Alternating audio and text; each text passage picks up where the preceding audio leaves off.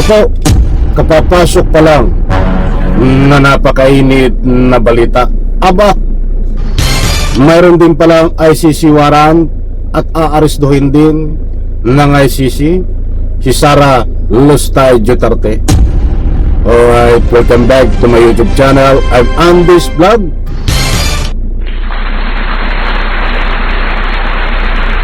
Eto na. Ay umaga bumungad sa akin. Pumasok ang balita na ito. Na ito palang si Sara Sayad Lustay Duterte ay iisyuhan din kasama na mayroong arrest warrant. I-like muna natin ang video na ito kung nagustuhan nyo po. Please subscribe my YouTube channel sa lahat ng hindi pa nakasubscribe. Nako! Tama ho ang kumakalat na uubusin ng ICC itong mga DDS. Hindi naman lahat na grabe naman kayo. Siyempre mayroon pa rin matitira ng mga DDS. Mga kaibigan, eto ho, marami po ang nagtatanong na kung kasama raw itong si Sara Lustay Sayad Duterte na mayroong ICC warrant. Marami po ang nagtatanong na kung itong si Sara Sayad Lustay Duterte ay kasama sa mga aarestuhin ng ICC ng lihim. Yan ang malaking tanong. Sa bagay karapatan nyo magtanong, mga kaibigan. Bago ko po sagutin yan, gusto ko muna ang kunin ng inyong panig. Siyempre gusto ko kasama ko kayo dito sa ating pinag-uusapan.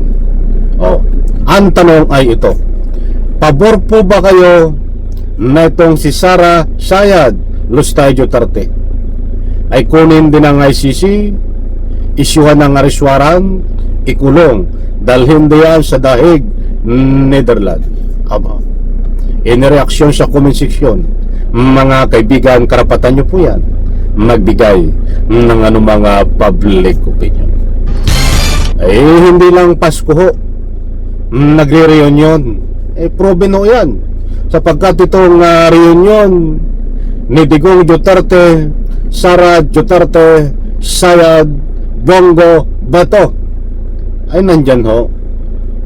Nakaplano na ang reunion, kumpirmado. Mga kaibigan, kapanapanabik ko ito, hindi po ito fake news. May ibabahay ko po sa inyo itong napakainit, mainit pa sa sabaw na kape.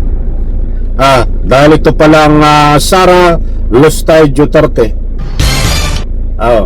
ay kasama na may arrest warrant. Lilinawin po natin mga kaibigan, dahil mismo ang kampo ni Sara Lustay Duterte ay mayroong kinumpirma. Ay sabagay sila ang una makakaalam ho niyan, makakatunog o baka natunugan agad. Ito mga kaibigan, shout out po sa lahat. Inaasang pag-uusapan ng mga senador ang posibilidad na ipa-aresto ng ICC sa... Ayan mga kaibigan, ito po ay kapapasok pa lang na balita. Huwag po kayong aalis mga kaibigan, samahan niyo po ako panoorin hanggang dulo ang vlog na ito, at nang sa ganon lubos niyo po maunawaan. Dahil dito sa sinasabi sa balita na ito ay mayroon pong arrangement kung paano ang pag-aresto mga kaibigan. At sa bandang gitna nitong ating tinatalakay ay ibabahagi ko sa inyo itong may arrest warrant pala at kasama sa aarestuhin itong si Sara Sayad Lustay Duterte. Yan ho ang ating pag-uusapan. Ibabahagi ko po sa inyo ang resibo ito. Sila Senator De La Rosa at Bongo, live mula sa TV5 in the center ng Umuwan sa Balita, si News 5 Senate Correspondent Mayan Masbanyas. Mayan, ano raw ang gagawing paghahanda ng Senado tungkol dito? Sige, inaasahang magpupulong ang majority block ng Senado sa darating na Miyerkules. Yan ay sa pag-resume ng sesyon ng Senado. At ayon kay Senate President Pro Tempore Ping Lacson, kabilang sa mga pag-uusapan nila ay yung immunity ng mga senador sa aresto, lalo na kapag ongoing yung sesyon ng Kongreso. Kongreso. Yan kasi, Jiggy, may limitasyon yan. Ayon sa saligang batas, applicable lamang yung immunity na yan kung ang kaso ay may kaparusahan na pagkakakulong na 6 years and pababa. So, kailangan pag-usapan niya ng mga senador. At ayon kay Senator Ping Lacson, dun sa kanyang mga pakikipag-usap sa mga legal experts, ang sinasabi raw talaga kapag nagbaba ng summon o kaya ng arrest warrant ang ICC, dapat idulog at idaan nila yan sa mga local courts dito sa ating bansa. Kung bakit, narito ang bahagi ng pahayag ni Senator Ping Lacson. Ito muna mga kaibigan, pinadaanan ko lang po yung balita na yun. Dahil ang koneksyon konektado, mga kaibigan, dito po sa mga kasama na huhulihin, pagpaplano nila kung paano ang paghuli kay Bato at kay Bongo kapag sinalbi na ang arrest warrant. Ito po ang kasunod na buhat sa kampo ni Sara Sayad Lustay Duterte ay mayroon po silang pinalabas na balita na isyuhan ng ICC warrant kasama itong si Sayad Lustay Duterte. Ibig sabihin, makakasama na kukunin ng ICC, makakasama na mayroon ding ICC warrant si Sayad Lustay Duterte. Pag sinapot, medyo ako namamalat. Nandiyan po ang katunayan mga kaibigan, ipapas ko sa screen. Ayon po dito kay Greco Bilhica, ito po yung taga-suporta ni Sayad Lustay Duterte at taga-suporta ni Digong Duterte. Ano po ang sinasabi?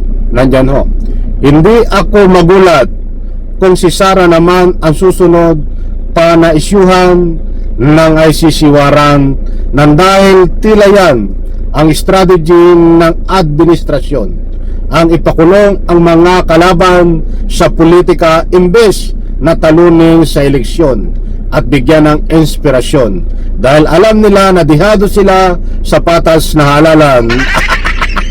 Ay umiiyak mo ito si Grego Bilhica. Maliwanag mga kaibigan, hindi po tayo nagpapakalat ng anumang fake news dito sapagkat napakaliwanag po diyan ayon dito sa kampo at taga-suporta ni Sara Sayad Lustay Duterte na si Grego Bilhica na nasubrahan ng talino at umiiyak na kasama raw sa isyuhan ng ICC warrant dahil tila strategy ng pamahalaan. Anak ng takot. Lakas ng apog mo. Kung isyuhan na ng ICC warrant at kunin din ng ICC itong si Sara Sayad Lustay Duterte, itatak mo sa kukutin mo, Bilhica, yan ay naaayon sa ebidensya. Hindi mo dapat sisihin administrasyon. Ginawa niya yun kung may ebidensya, ay mapapasama talaga. Sabi nga ni dating senador Antonio Trillanes, abangan ang third batch mga kaibigan. May first batch si Digong, second batch Bato, Bongo at iba pang opisyalis ng PNP. Third batch, abangan po natin. Kasama ba dito itong si Sara Lustay Duterte na isyuhan ng arrest warrant dahil may nakuha po tayong impormasyon according kay Trillanes, may third batch na isyuhan ng arrest warrant na mataas na opisyal. Yan po ang pasabog na dapat abangan mga kaibigan. Ba't may impormasyon po tayo nakuha? Baka sakaling tumama ka, Bilhica, pero hindi yan strategy na bagkos nagbatay ay sa ebidensya. Kaibigan, pakishare and like ang video na ito. Baka pwede naman. Bye-bye. Palaman.